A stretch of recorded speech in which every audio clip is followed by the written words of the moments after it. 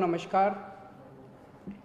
दिल्ली में अभी तक 3515 केस कल रात तक हुए हैं, लगभग 3500। इनमें से 1100 लोग ठीक होके अपने घर चले गए हैं। 59 लोगों की मौत हो गई और 2362 अभी एक्टिव हैं।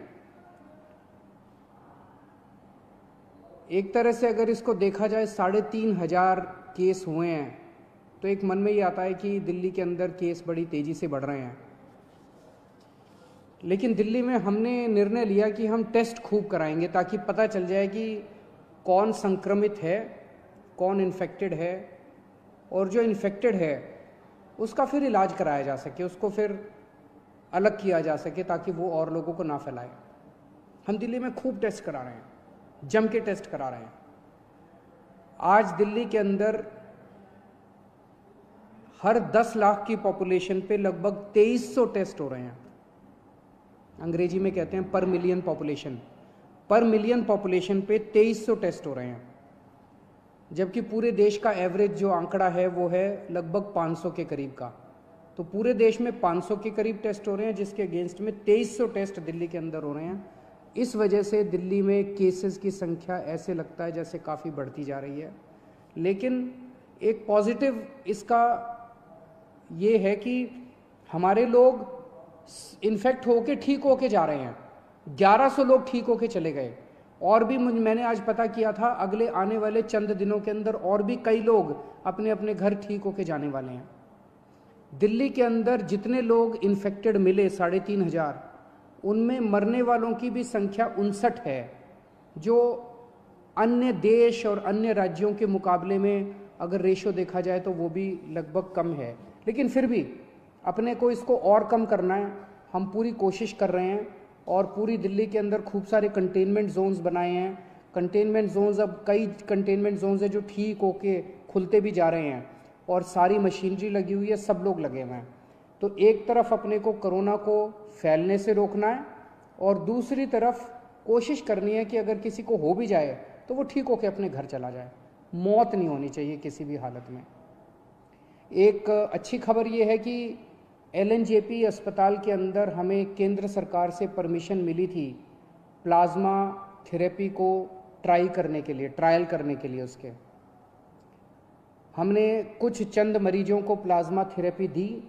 उनमें पहला मरीज कल ठीक होके अपने घर चला गया है प्लाज्मा थेरेपी की वजह से, जो कि सीरियस था, काफ़ी सीरियस था, ICU में था, लेकिन कल वो ठीक होके अपने घर चले गए हैं। तो हमें इनिशियल नतीजे प्लाज्मा थेरेपी के अच्छे मिल रहे हैं।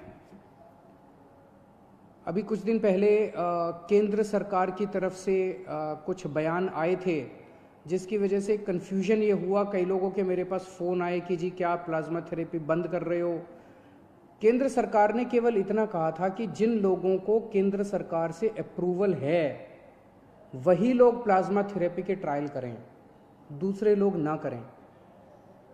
प्लाज्मा थेरेपी के अभी नतीजे फाइनल नहीं हुए हैं, अभी ट्रायल चल रहे हैं, यही केंद्र सरकार ने कहा था और वो हम भी मानते हैं कि अभी हम लोग भी ट्रायल कर रहे हैं। LNJP अस्पताल के अंदर जो सीरियस मरीज हैं उनके ऊपर हम ट्रायल कर रहे हैं, ट्राई करके देख रहे हैं कि भाई इसके नतीजे कैसे आते हैं।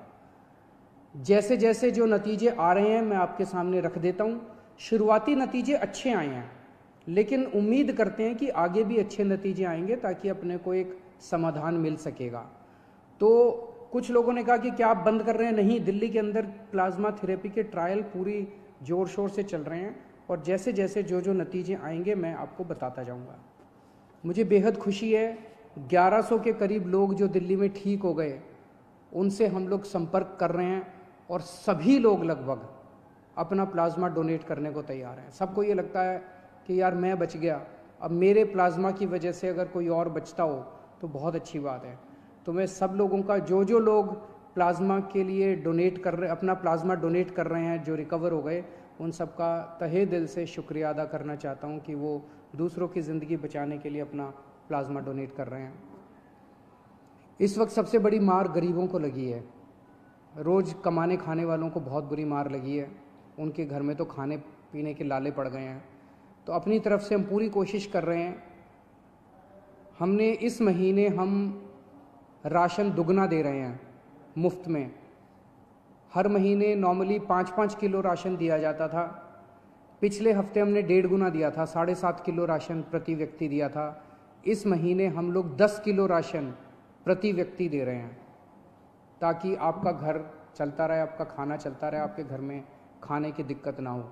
और राशन के साथ साथ कई लोगों का ये आया था जी केवल राशन से काम नहीं चलता, तो हम एक किट दे रहे हैं जिसमें आपकी रोज़मर्रा की ज़रूरतें की 6-7 चीज़ें हैं।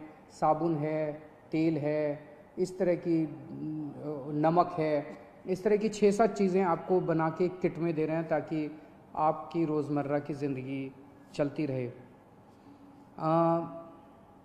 कोटा के अंदर हमारे दिल्ली के कुछ बच्चे जो IIT की तैयारी करने के लिए गए थे, वो फंसे हुए थे। उनके कई मैसेजेस आते थे मेरे पास पिछले कुछ दिनों से कि जी हमें वापस बुलाओ। मेरे हाथ बंधे हुए थे क्योंकि केंद्र सरकार की मंजूरी के बिना हम कोई एक्शन नहीं लेना चाहते थे। परसों केंद्र सरकार ने मंजूरी दे दी है। आज दिल्ली से लगभग 40 बसें कोटा जा रही हैं और मुझे उम्मीद है कि शायद कल ये बसें उन बच्चों को लेकर वापस आ जाएंगी। और मुझे खुशी है कि वो बच्चे अब अपने माँ बाप से मिल पाएंगे। मैं उनको यही कहना चाहता हूँ कि आने के बाद 14 दिन तक अपने घर में सेल्फ क्वारंटाइन करना है ताकि दूसरों को ना फैले, आपके घर के लोगों को भी ना फैले और दूसरे लोगों को भी ना फैले। मेरे पास कई लोगों के फ़ोन आ रहे हैं, कई लोगों के मैसेजेस आ रहे हैं कि जी यूपी के, बिहार के, झारखंड के जो लोग अपने अपने घर जाना चाहते हैं उनका क्या। तो सभी सरकारों के साथ बातचीत चल रही है। जैसे आज मैंने आपको कोटा के बारे में बताया, अन्य सरकारों के साथ भी बातचीत के जो नतीजे निकलेंगे हम आपको ज़रूर बताएंगे। जो भी फाइनल प्लानिंग होगी हम आपको ज़रूर बताएंगे। तब तक अपने अपने घर में रहिएगा, घर से बाहर मत निकलिएगा, लॉकडाउन का पालन करिएगा ताकि हम कोरोना को हरा सकें। और जल्दबाजी, बेचैनी मत करिए। इस वक्त संयम रखना बहुत ज़रूरी है। जिस राज्य के साथ जो भी फाइनल होगा मैं आपके सामने आके आपको बताऊंगा। और जितने आम आदमी पार्टी के वॉलंटियर्स हैं उनसे मैं कहना चाहता हूँ, आम आदमी पार्टी कोई पार्टी नहीं है। आम आदमी पार्टी एक क्रांति है। आप सब लोग क्रांतिकारी हैं। आप तन मन धन देश के नाम समर्पित करके आम आदमी पार्टी में आए थे। यही मौका है अपनी देशभक्ति और अपने जज्बे को देश के लिए समर्पित करने का। आप बिल्कुल निडर होके इस वक्त जनता की सेवा कीजिए। एक तो ये करना है कि अपने इलाके के अंदर किसी को भूखे नहीं मरने देना।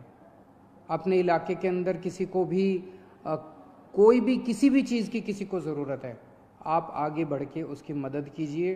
ये पुण्य का काम भी है, ये देशभक्ति का काम भी है। और बिल्कुल निडर होके आप लोग काम कीजिए। अपनी भी सुरक्षा रखिए, सोशल डिस्टेंसिंग रखिए, अपनी भी सुरक्षा रखिए। लेकिन जो भी इस वक्त ज़रूरत में है, बहुत गरीब लोगों की मैं कहानियाँ सोशल मीडिया पे पढ़ता रहता हूँ, लोगों से सुनता रहता हूँ और बहुत दर्दनाक कई लोगों के दिक्कत हो रही है। उन सब की मदद करनी है। और अगर कुछ भी मेरी ज़रूरत पड़े, सरकार की ज़रूरत पड़े, हमें भी बताते रहिएगा। बहुत बहुत शुक्रिया।